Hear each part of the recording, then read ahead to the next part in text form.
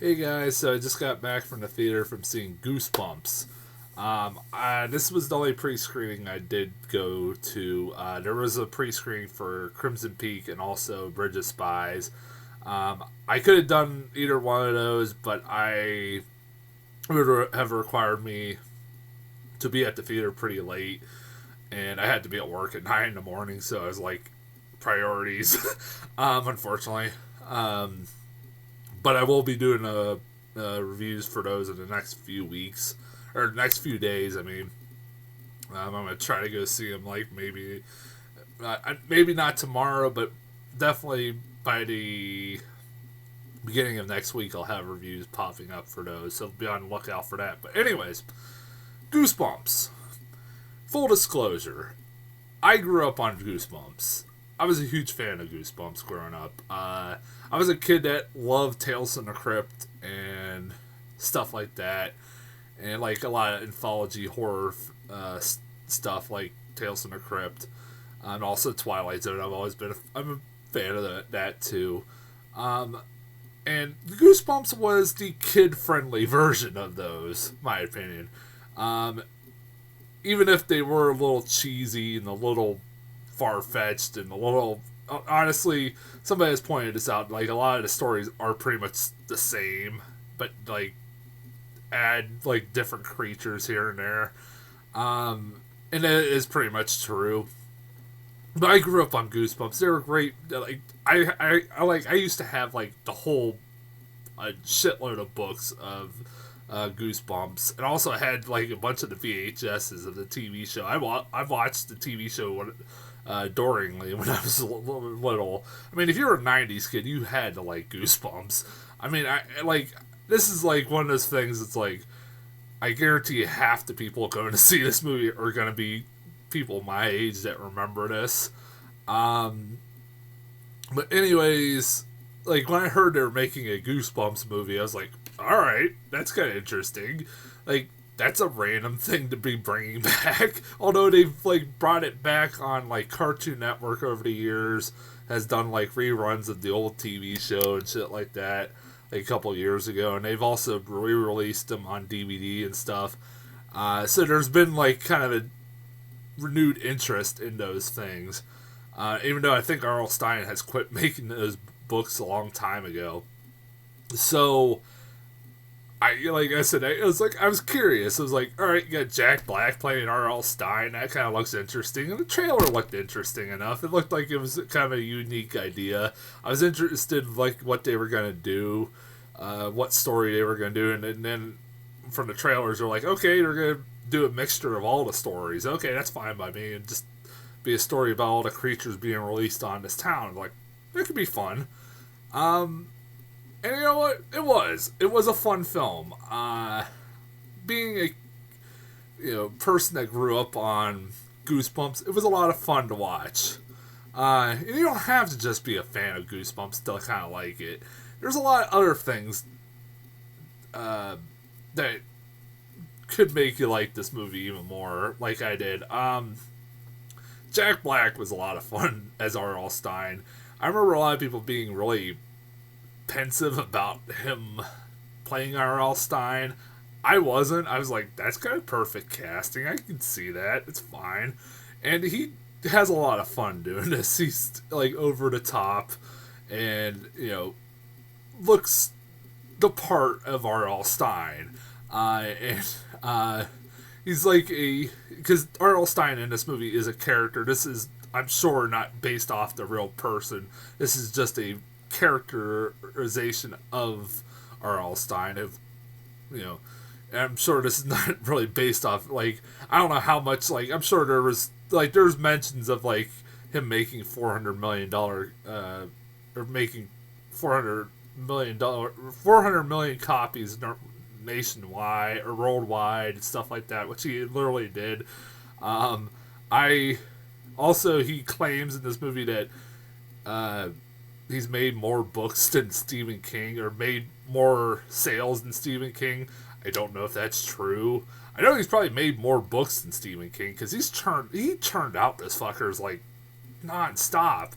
And like he's a lot of fun in this movie. The kid's fine, and the main kid's fine in this movie. I've seen him in movies before. I forget what I have seen him in. Um, he's one of those kids that just looks recognizable, like like he's interchangeable. One, I swear he looked like that kid from the Maze Runner, but apparently he isn't. They look just like each other. Anybody else notice that? Like it's like interchangeable. But he was fine. He wasn't like terrible in this movie. You got Amy Ryan playing his mom, who I love Amy Ryan. She's a damn good actress. She was fine in this movie. Really, this movie is not about its performances. It's kind of the thing I loved about this movie was that while it is a love letter to Goosebumps, it also is a love letter to stuff like Gremlins and also in a lot of ways Monster Squad. This movie reminded me a lot of something like Monster Squad. Like the 80s, it's like a tribute in a lot of ways to a lot of 80s movies like those. In that they were like kid friendly but also kind of horror movie esque. Like for a while there, honestly, this movie was like a Rear Window remake, where it was about this kid trying to find out what's going on next door, where R.L. Stein, his daughter, like weird shit keeps happening, where he keeps hearing her scream, and he's denying that anything like this is happening and stuff like that. It's really freaking weird, and like you're wondering what's going on, even though you can figure out if you, like you can pretty much figure out. I figured out the twist of what was going on with the daughter and Jack Black in this movie. It's pretty fucking obvious. Although it kind of brings it some weird. Towards the end, it kind of gets into some weird territory. I don't want to spoil it. If you've seen the movie, you might know what I'm talking about. But it kind of goes into like a Rear Window. It feels like a Rear Window remake in some ways, but then like it just turns into a Goosebumps movie. I'm like, all right, that's cool. With Slappy the Dummy is the main villain, which he of course is gonna be the fucking main villain. If you know anything about Goosebumps, even a little bit, you know that Slappy the Dummy is like the icon of the whole series. He's always been, and he's a lot of fun. Like Jack Black is voicing him in this too, and he brings a personality to that character. It's been a while since I've seen the Night of the Dummy stuff, and I was like, yeah, I remember being Slappy being pretty fun. I mean, yeah, like I said, he's the most iconic. Like, there's a lot of, honestly, there is a lot of like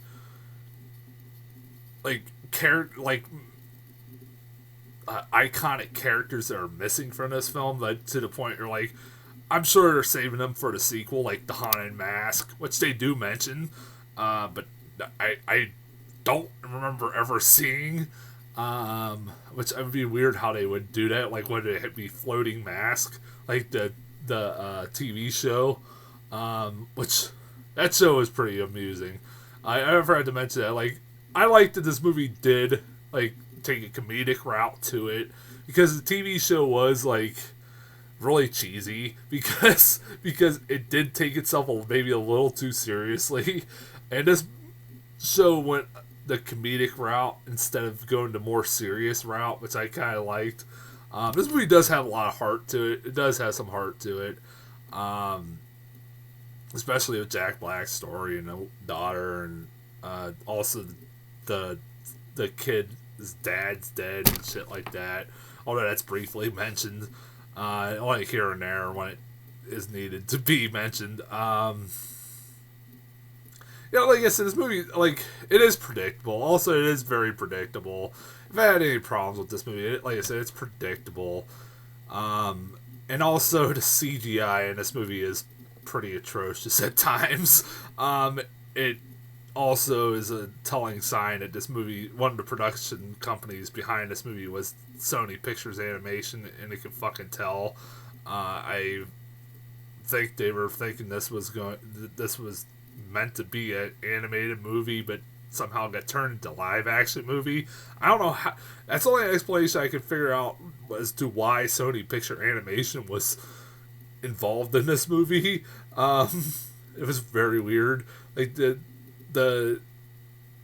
CGI looked like something out of a fucking cartoon sometimes. Sometimes it wouldn't look too bad. Sometimes it would, like the Abominable Snowman. Yeah. There's not much to really bitch about with this movie. There are a lot of weird fucking characters in this thing, like the deputy in this film that just is the cops in this movie are blatantly really dumb. I give them points for not trying to make them like not dumb, and like they basically point out how stupid these cops are. I do like that, and also I kind of enjoyed the principal in this movie. He had one of my favorite parts of this whole movie where where they're doing assembly at the school at the beginning, and someone farts. And he goes, "Who did that?" Like, I was like, "What the hell?" Like, it's kind of funny. Like, I said, "This guy's fucking serious. Don't fart in this assembly." Like, it was pretty funny. I don't know why that made me laugh, but it did. There isn't like a bunch of fart jokes in this movie. That was the only time. Like, isn't like a fart and poop joke movie, luckily, which a lot of kids' movies do nowadays. Yeah, go see this. It's a lot of fun. You don't have to just be a Goosebumps fan like I was to like this movie. You could be like a fan of stuff like Gremlins and Monster Squad and kind of like this too. I could see them making, like I said, making a more. It sets up a sequel, predictably. Like I said, there's enough source material that they can make more and more stories out of, or like more and more movies out of this. Like, there's a lot of stuff that wasn't, or a lot of iconic characters that weren't put in this film. If they were in the background. There's like one of those movies that I'm sure you'd have to pause a lot to notice. There was like a little here and there tributes, like blink and you'll miss them, tributes to the original stories and stuff like that placed throughout this film. Also, like, where were the Return to Horrorland characters, those creatures? They were nowhere in this movie. I'm sure maybe they'll make an appearance in the sequels. Like, it's the Haunted Mask, stuff like that. I'm sure it could make an appearance in the sequels. Yeah, like I said, you have enough source material that you'll be able to. I also liked at the end of this movie where it was, the end credits of this movie were pretty fucking awesome, where they were tributes to the covers of the books. Like, they were like replicas of the covers to these the original books. I really dug the shit out of that. That was pretty cool. I guess that's about it with the movie. Oh yeah, and also there's an R.L. Stine blink and you'll miss it cameo in this movie. That was pretty cute. I liked it. It's pretty funny. It's at the very end. Seriously, if you blink, you'll miss it. It is a very brief cameo. Guy's 72. You know, God bless him, man. I can't imagine he's got to be set for life with just those books like alone. If he made like 400 million copies, sold 400 million copies worldwide, that's amazing, man. As far as trailers, I got a lot of shitty trailers, and for a lot of shitty kids movies. The Angry Birds movie, yeah, that's gonna happen. That looks like shit. It does. Like, I saw the trailer online like a few weeks ago, and it's atrocious. It's like okay, you know, something like Lego Movie was basically selling Legos, and it ended up still being really good. This is obviously like a product placement kind of movie, and then it's just a movie that's being sold off of the name Angry Birds, like Lego Movie was sold off. But this movie looks pretty terrible. Now, also, I'm keeping in mind that when I saw the trailer for Lego Movie, I thought that trailer looked pretty atrocious. But I ended up being one of my favorite movies last year, so maybe it will surprise me, but I highly doubt it. All right, hold on a second. Oh, Alvin and the Chipmunks Road Chip. Don't have to say any fucking thing else. Road Chip. They're going on a road trip, and it's called Road Chip. And the last trailer I had was Norm of the North. This looks terrible. A polar bear sent to New York City by a bunch of Arctic animals to try to stop a business mogul from building, I believe, shopping malls and like condos on icebergs. What? This is the plot of the movie. I'm not making that up. And his polar bear is a polar bear that doesn't like to hunt. It fucking looks retarded. It's as retarded as it sounds. It doesn't, like, just even saying the plot for this movie makes no fucking sense. Who the fuck is gonna build a condo on an iceberg? Like, in the fucking Arctic. Who the fuck will do that? Nobody. No fucking land developer. It's a stupid plot. Like, even that, like, I didn't even realize how stupid that plot was until I just said it. It looks stupid just from the trailer, but now even saying the plot for this trailer looks, for this movie, just, God. Anyways, that's the trailers I got. Yeah, nothing that looks anything good. Like I said, I'll be back in the next couple of days with reviews for Crimson Peak and Bridge of Spies. Reviews will be coming out random from this point forward. I'm very busy right now. I pretty much am putting a halt to my horror movie reviews for October. It's like the middle of October and I haven't done anything. Sorry. Yeah,